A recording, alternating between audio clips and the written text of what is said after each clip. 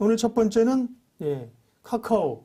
카카오가 그냥 갑자기 쭉 또 뽑아버리는데 그럴 만한 몇 가지 좀 이유들이 이슈들이 생기고 있는 거죠. 예, 네. 뭐 사실 카카오는 제가 엄청 좋아하는 종목인데요. 예. 제가 1년 전부터 카카오를 엄청 이제 말씀을 드렸었는데요. 네. 카카오 언제 도대체 사야 되냐라고 항상 물으세요. 카카오 지금 사도 되냐라는 질문 진짜 많이 받았거든요. 10만 원대부터요. 예, 근데 카카오는 뭐 사실 감히 말씀드리기 어렵지만 지금이 가장 저렴할 때다라고 말씀을 드릴 수 그 있을 것 말은 같아요. 계속 그렇게 계속 말씀하시군요. 1년 동안 계속 그렇게 말씀을 예를 들면 드렸어요. 10만 원대 카카오 지금 사도 너무, 돼요? 지금 이제 코로나 막 터지고 나서 카카오 급등을 네. 할 때 주변에서 이제 카카오 지금 너무 높지 않냐고 네. 그래도 지금 괜찮다라고 한 게 10만 원, 20만 원 그리고 30만 원대까지 해서도 아니야 지금보다는 조금 더 갈 수 있을 것 같다라고 계속 말씀을 드린 것 같아요. 근데 이 말은 너무 다행히 이제 맞아 떨어져서 다행인데 네. 사실 카카오가 오늘 또 신고가를 경신을 했습니다. 신고가 지금 최근 올해 들어서 최고 상승률을 기록을 한 것 같고요. 8%대 상승 마감을 했고 54만 원대까지 터치를 했어요. 네. 사실 54만 원이라는 일단은 이 숫자가 이제 액면 분할을 앞두고 있잖아요. 그쵸. 액면 분할이 다음 주 이제 월요일부터 수요일까지 거래 정지가 되고 이제 목요일부터는 더 이상 우리가 카카오 50만 원대 주가를 볼 수 없어요. 10만 원대로 아마 떨어지게 될 것이고 이제 마지막 거래일은 이번 주 금요일까지 보유하고 계셔야 액면 분할 후 주가로 받으실 수 있는 건데 지금까지 약간 공방이 좀 있었어요. 그 네. 카카오가 액면 분할 전 매수를 해야 되냐 아니면 액면 분할 후 매수를 해야 되냐라는 부분에서 많은 분들이 이제 관심을 가지셨는데 사실 이게 5대1 액면 분할 하잖아요. 이게 심리적으로 5대1이다 보니까 50만 원이면 10만 원 딱 계산 딱 떨어지잖아요. 네. 그래서 50만 원 선에서 관망을 하셨던 것 같아요. 예, 그런 부분이 심리적으로 좀 작용한 것 같고요.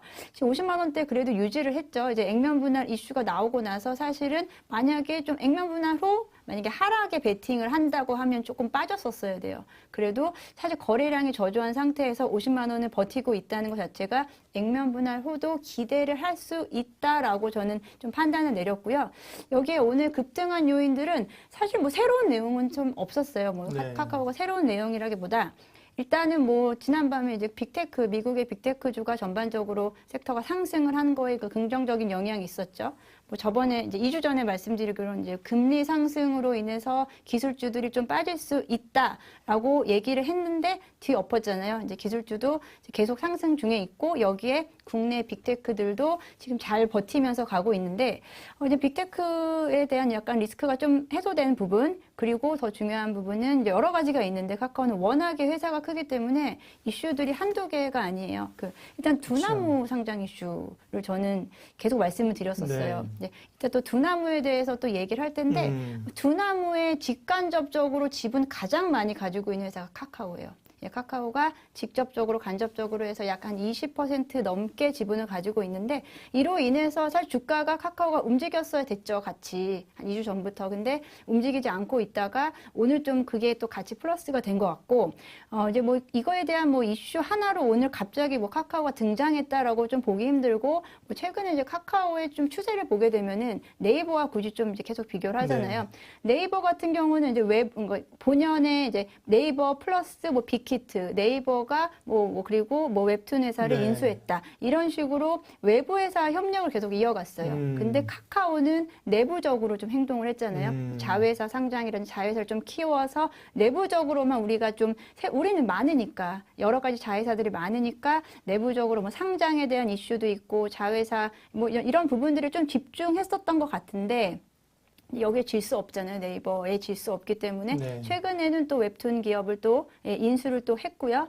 그리고 이번에는 또 카카오 모빌리티는 또 그 구글과 또 협력을 맺었어요. 구글이 500억 원 정도 투자 유치를 했다고 제가 본 것 같은데요. 이렇게 이제 카카오 역시도 이제 뭐 M&A까지는 아니더라도 뭐 협력 그리고 협업을 통해서 이제 시너지를 계속 기대를 한다라고 보고요. 이제 뭐 카카오는 이제 하반기에도 계속 뭐 상장 자회사 뭐 뱅크 그리고 페이까지 상장 그렇죠. 이슈가 있고 여기에 또 뭐 카카오 엔터까지도 지금 뭐 좀 복잡하지만 뭐 멜론이도 카카오 엔터로 또 네. 편입이 돼서 카카오 엔터의 좀 가치가 지금 또 엄청 상승하고 있고 이런 부분들이 앞으로 이제 기대감이잖아요. 이제 이런 기대감들이 계속 대기하고 있기 때문에 카카오 주가가 쉽게 빠지기는 좀 쉽지 않다. 만약에 지금 지수 수준이 유지된다면 지금 지수가 유지된다면 저는 카카오의 앞으로의 행보는 계속 지켜봐도 좋을 것 같다라고 생각을 하고요. 심리적으로 이제 다음 주 목요일부터 딱 10만 원대, 10만 원 선에서 시작하게 되면은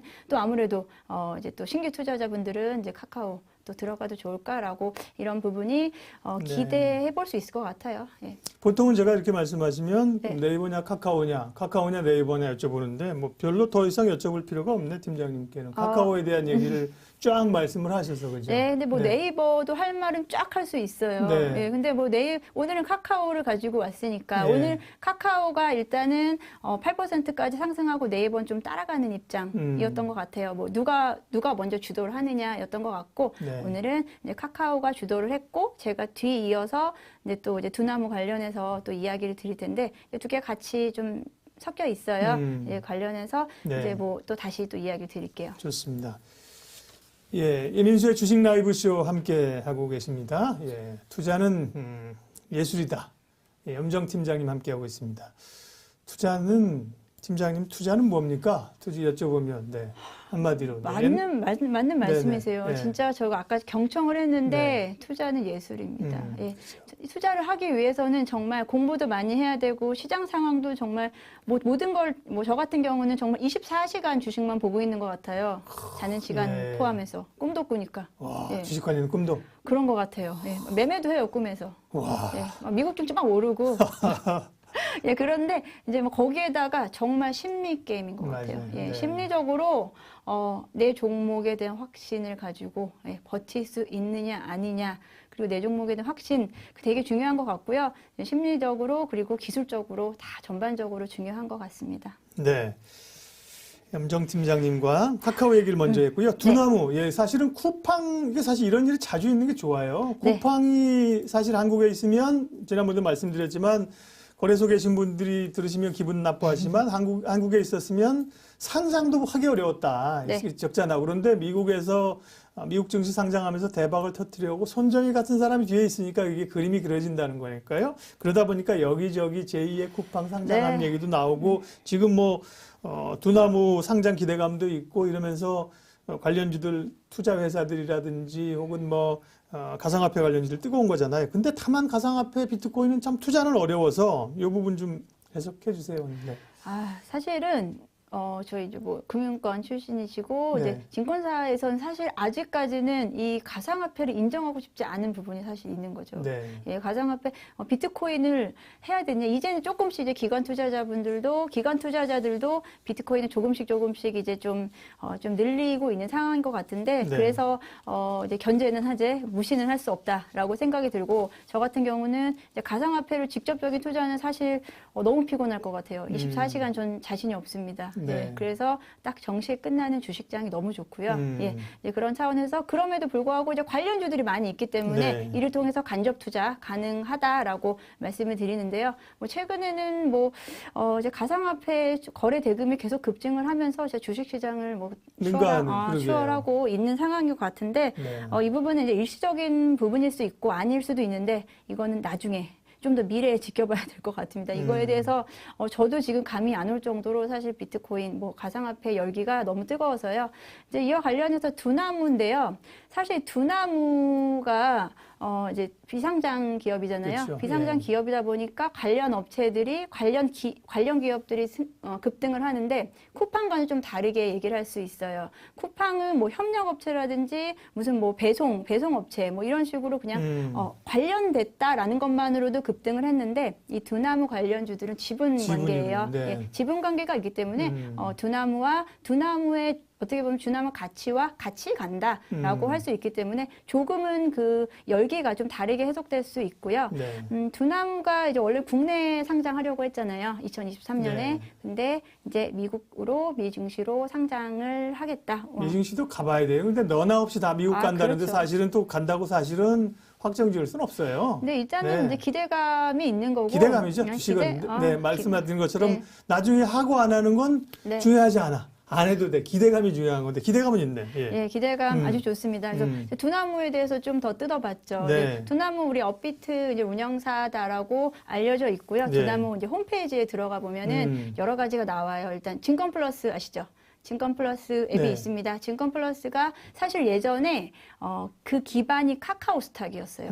카카오 스탁이라는 그 어플이 지금 증권 플러스라는 어플로 바뀌면서 상당히 어플이 되게 좋아요. 어플이 되게 좀 훌륭하고 잘 정리되어 있어서 저도 그 어플 활용을 하는데 이 어플도 운영을 하고 있고 그 운영진들을 증권 보게 되면 플러스. 예, 증권 플러스 어플. 무료 어플이에요? 무료 어플이고요. 네. 거기에 또 증권 플러스 비상장이라는 어플이 있어요. 그 비상장 거래가 잘 되고 있어요. 네. 그 어플이 이런 거 장외시장에 장외시장의 그 비상장 어플 참고하시면 통해서 좋겠네. 네. 통해서 삼성증권 계좌와 연계해서 거래가 돼요. 그래서 우리가 그 장외 주식을 사실 매매하기가 사실 리스크 크잖아요. 그렇죠. 예, 네. 직접 매매하기 어렵기 때문에 이런 어플 통해서 이번에 조금 더 이제 좀 네. 공신력을 강화하기 위해서 삼성증권 계좌와 연계를 시켰다라는 부분에서도 저는 되게 긍정적으로 바라보고 있었던 회사인데 네. 이번에 이제 업비트 거기다 증권 플러스 그 운영진들 제가 쭉 다 살펴봤어요. 운영진들 CEO부터 해서 카카오 출신이에요.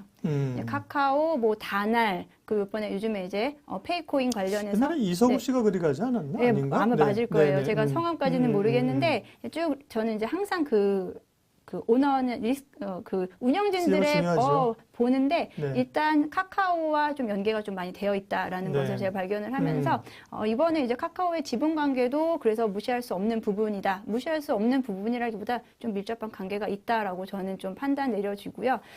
이제 관련해서 두남은 좋은 기업이라고 일단 생각을 해요. 네. 지금 영업이익, 매출액도 지속적으로 증가하고 있고요.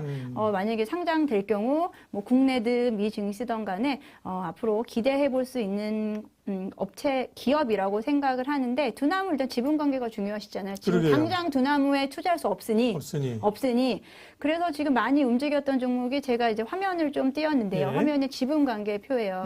지분 관계인데 여기 이제 뭐 이제 개인 빼고요. 네. 네, 이제 여기 카카오가 8% 가지고 있잖아요. 네. 근데 이게 직접적으로 가지고 있는 거고 카카오 청년 펀드 그리고 K큐브 이게 간접적으로 카카오가 지분을 가지고 있는 거거든요. 그러니까 11%, 8%, 그것까지 합쳐야 되는구나. 합쳐서 약 한 네. 22% 정도 카카오의 직간접 투자라고 볼 수 있고요. 에이티넘이 들어가 있고. 네, 이거 에이티넘 그래서 에이티넘 네네, 인베스트가 이제 그러게요. 계속해서 2주 연속 지금 상승세 이어지고 있고 우리 기술 투자 들어 있고 여기서 조금 이게 업데이트가 안 됐는데 네네. 퀄컴이 퀄컴이 있어요. 하나투자증권이 넘긴 거예요. 퀄컴 억울하겠죠. 이제 하나투자증권 오늘도 상한가. 네네. 예, 하나투자증권 이렇게 해서 지분 관계를 제가 사실 이걸 좀 미리 봤었어요. 그래서 이제 관련 회사들에 저는 좀 일부 투자를 좀 했었는데 예, 이렇게 좀 두나무에 대해서 좀 자세히 보니까 이제 과열 양상은 맞지만 그래도 이유는 있다라고 좀 판단이 좀 내려졌고요. 이런 부분에서 두나무가 사실 단기적으로 너무 지금 급등세가 너무 몰리고 이 관련 어차피 지분율은요 카카오 빼면 뭐 나머지 기업들 우리 기술 투자 그리고 하나투자증권 에이티넘 인베스트까지 해서 지분율이 거의 비슷해요 8%대. 근데 서로 돌아가면서 지금 상승.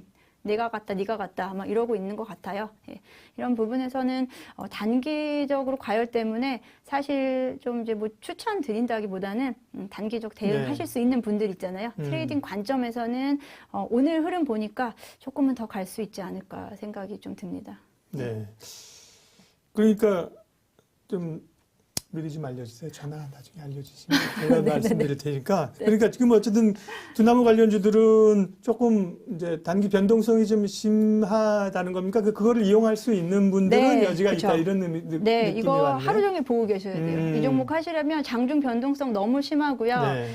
그리고 이제 4월 14일 날이죠. 그 미국의 이제 미국의 가상자산 거래소인 코인베이스가 상장하잖아요. 네. 코인베이스가 상장하기 전까지는 조금 더 갈 것 같고, 코인베이스 상장해서 만약에 뭐 급등을 한다거나 그날 만약에 빵 터진다, 그러면 한 번 더 슈팅이 오지 않을까 생각이 좀 듭니다. 그러게요. 네. 네. 이런 재료들은 그러니까 네. 사실은 계속 재료 가치를 가지고 있어요. 다만 그런 매매를 못 하시는 분들은 굉장히 어지러울 수 있다. 네, 이런 안 보시는 게 좋고요. 이제 뭐 난 트레이딩에 좀 잘한다. 네네. 이런 걸 좀 즐긴다라고 그러니까요. 하시는 분들은 사실 지금 이 상황 자체가 많이 못 들어가신 분들은 많이 억울하실 네. 수 있어요. 지금 어떻게 보면 테마주 성격이 좀 같은 게 지금 1조 이상 진속되는 게 사실 이 분야거든요. 네. 1조 이상 지금 진행이 되고 있는데 지난주에도 두나무 얘기를 쭉 비슷하게 네. 했어요. 사실 그때는 그렇게까지 관심이 많지 않으셨던 것 같아요. 근데 최근 들어서는 좀 많이 부각이 되고 있는 것 같습니다. 맞아요. 이제 트레이딩 영역이 아닌 분들은 이게 이렇게 올라서 어떻게 사라고 하지만 네. 트레이딩 하시는 분들에게는 뭐 안에 에너지가 막 넘쳐나는 거죠. 네. 그죠? 이건 나의 영역이야 하시는 분들은 아직까지 두나무 관련된 기대감들이 살아있다는 말씀이시니까 참고하시고요. 네.